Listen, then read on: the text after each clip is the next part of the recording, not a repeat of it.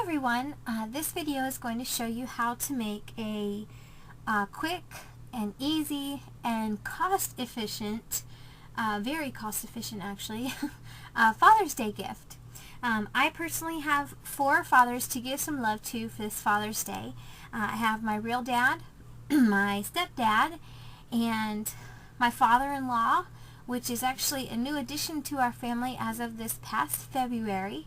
And then, speaking of additions, the 4th dad that I get to give some love to this Father's Day is my hubby. I am pregnant right now, and I'm due in October. And so the daddy-to-be, which is my husband, he gets something special for Father's Day this year too. This particular gift is actually for my stepdad, and as you can see, it is a sort of rustic fishing kind of theme. I've already cut out the die cuts from my Cricut, and these are all from the Camp Out cartridge, by the way.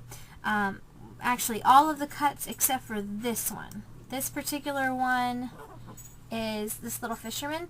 That's from the Going Places cartridge. But all of the other ones are from the Camp Out cartridge.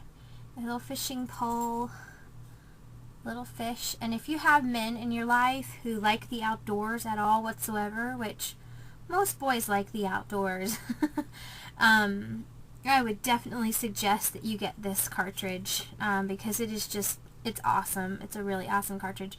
And then this is going to go onto the outside. So what I'm going to do is, basically the gift is going to be a frame, and I'm going to cover it in these fishing theme pieces. Now, I would suggest that if you do this project, that you measure your frame from the outside edges before you do any cuts. And the reason for this is because a lot of times the frames that come on the directly from the cartridges, if you cut them on your directly on your from your machine, they're not going to necessarily be they might not be long enough or wide enough to fit on your frame. So I did all of these in Design Studio. I didn't necessarily have to do this particular one in Design Studio, but I did have to stretch this cut a little bit vertically and horizontally. So I'll just let you know what I did for this. This is a 4x6 photo frame, and what makes this so cost effective is I got this from the Dollar Tree for $1 and I basically just measured from the outside of the frame over here on this side and then over to that side. I think that was 5 1/8, and then I measured from the very top right here edge to the very bottom edge, and I believe that was 7 3/8. So it'll just depend, your measurements will depend on whatever frame you buy. This particular one also, just so that you know, I would suggest that if you're going to do this project that you get a flat frame. As you can see, this doesn't have really any ridges or doesn't have any decoration on the frame, and the flatter the frame is, the better, because that's going to ensure that your pieces will stick nicely and stay there. So anyway, I'm going to go ahead and get started. Now I have already, oh yeah, one other thing I wanted to tell you. Another reason why I use Design Studio for these little trees, I had to weld some of the trees together in order to get them to fit. You'll see I'm going to be putting these along the bottom of the frame, and so you know, I had to measure these out, and I had to weld some of them together so that it looked like a nice long line of trees. So that's another, just a suggestion if you want to do a project just like this. So I'm going to get started now. I've already obviously put all the shadows on all of my cuts, just for the sake of time. And I did this video before and my battery ran out on me.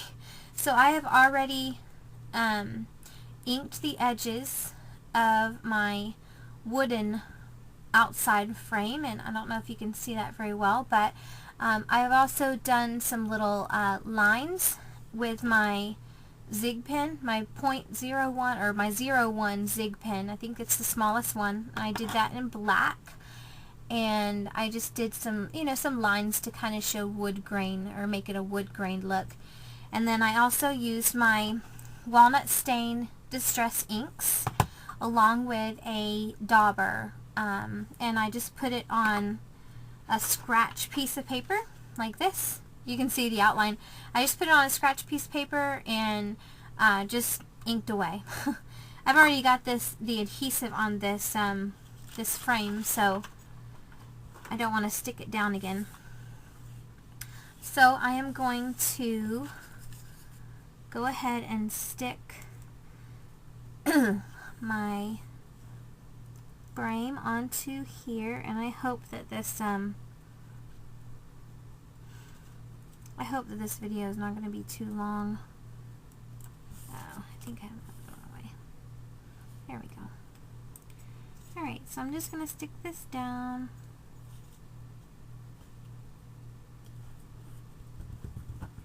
And I used my ATG gun for that, by the way. Alright, so now I'm going to stick this on my frame. I'm using Aleene's Thick Designer Tacky Glue for this. And what I'm going to do is I'm just going to apply this. Come on now, I know you want to come out.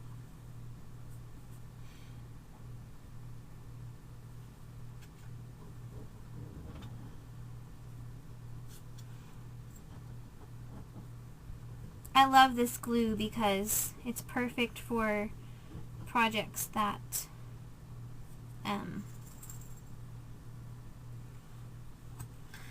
that you need stuff to continue to stick down for a long time. And I'm just going to stick that right onto my frame here.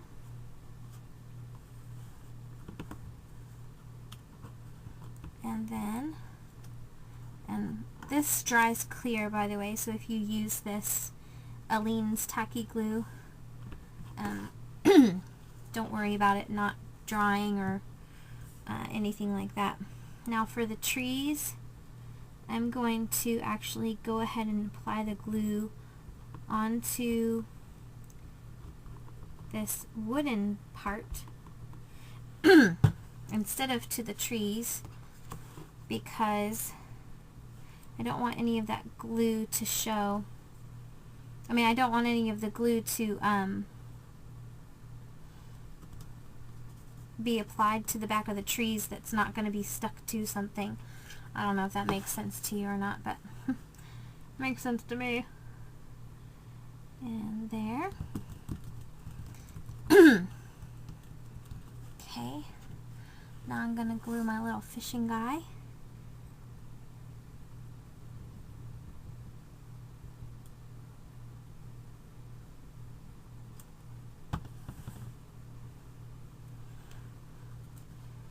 To the very bottom of this right here. And I have chosen to leave the fishing pole kind of out a little bit. Oh, I'm running out of time very quickly. I hope I get this done on time. Alright, and then for my fishing pole, I'm going to actually use glue dots. These mini glue dots, I absolutely love them.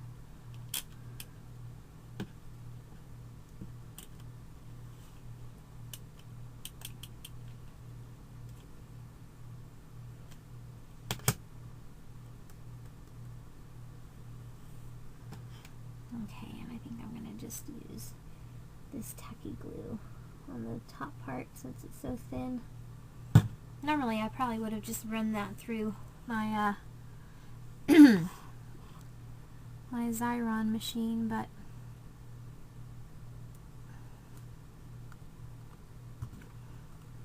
oh well. Okay, And then last but not least is my fish.